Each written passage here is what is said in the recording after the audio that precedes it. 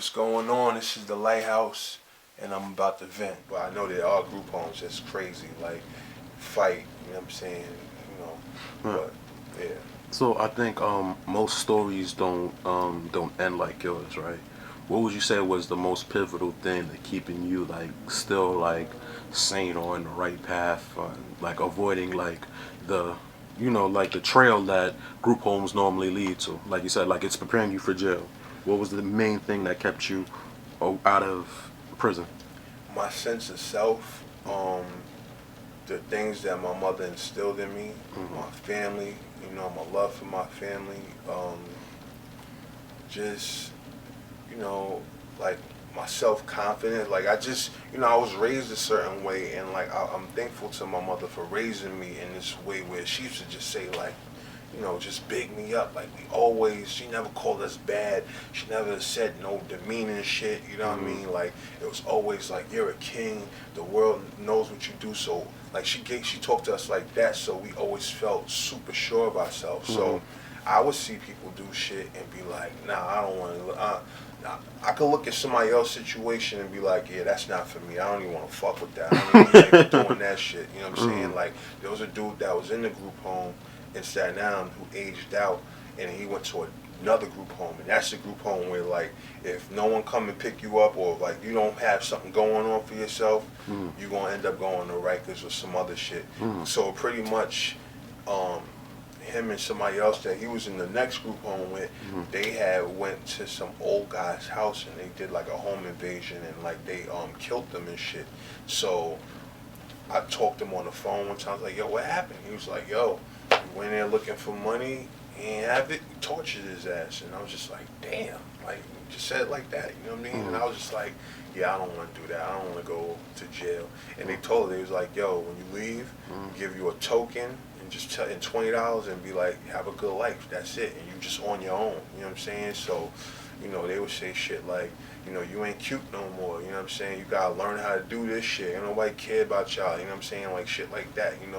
And I just always felt like, fuck out of here. My family care about me. If I wasn't in this raggedy motherfucker, I'd be home with my family getting loved on. You know what I'm saying? So I just had that sense of self. Like, family is what got me through it. But there was a point where I wasn't even speaking to my family because they felt like my mother was too radical or two, like, they started monitoring our phone calls and we would talk a certain way. You know what I'm saying? Like, You I know, was, you're the second member of the NOI that told me that too. yeah, This I had this girl, shout out to Naima. She said she used to think her family used to go outside their house to say certain things. yeah, They used to swear everybody's phones was tapped. Their phones was always tapped. So she was like when she started moving with like her friends and starts talking to her friends and shit, and she used to see how reckless people used to talk and shit. She was like, "Yo, it's crazy."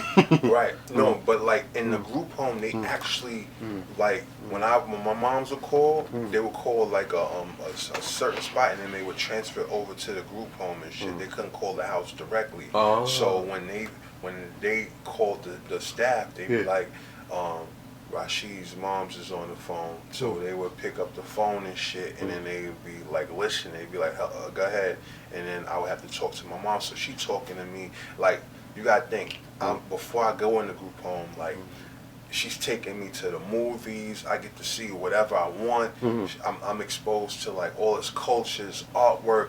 I mm, was very mature. Like I was beyond the kids in the group home. Like I just was accelerated. You know what I'm mm, saying? So me and my mom talking about like, oh, you saw the newspaper today? John Gotti going to jail. Yeah, they don't want him to do the fireworks no more. Like we talking, so they like, why is she on the phone talking to her son about a criminal and shit like that? You know what I'm saying? But we mm. used to read the New York Times. You know what I'm saying? Like none Get of the on kids. current events. Yeah, Yeah. we was current about shit, and it was Mm, like New York shit. Like, yo, you heard what happened? Like, yeah. mm, So I couldn't speak to my moms for like a year and a half. Like, mm, couldn't see my moms or nothing. So that shit was crazy because I had no pictures and shit. I actually forgot how my mom's looked at one point. You know what I'm saying? And like, wow. forgot how she sounded and all that shit. You know what I mean? I had no contact with nobody, and they wouldn't let her come and see me and shit like that. So The shit was crazy.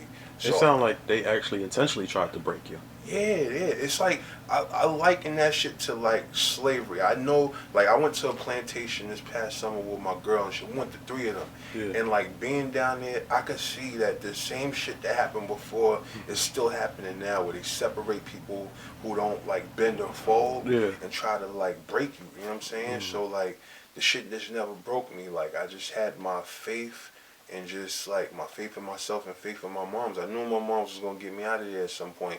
You know, she went through some things, but she got herself together. You know what I'm saying? Because it was just a lot. It was like my brother got locked up. I got taken away. So this was around the same time your brother was Yeah, getting to jail. yeah. Okay, okay. So you know, shit was going on. So she just was like, it's a lot for a woman to deal with. She was doing it by herself. You know what I'm saying? So once she got herself together, you know what I'm saying, she never did no drugs or nothing like that. She just was depressed.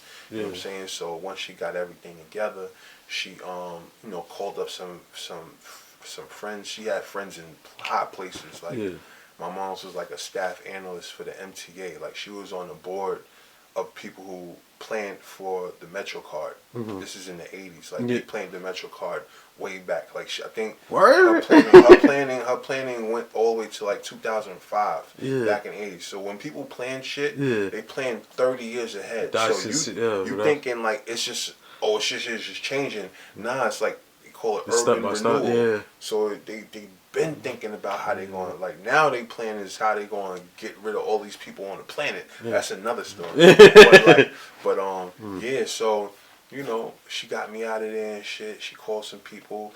They called them and they was like, all right, she got her shit. So all she needed to have was like a refrigerator, a bed with a headboard, and a color TV in the apartment. That was the requirement to get me back. You need a TV in the house? You need a programming. They need you to be programmed. They need you to go to school. They need you watching television. They need you not imagining what's going on in your own mind. They need you focusing on other shit. And we needed a TV in that bitch, son. Like, so it was crazy. Okay, I appreciate you, man. Salute to your mom. Your mom sounds like a rock, Yes. solid.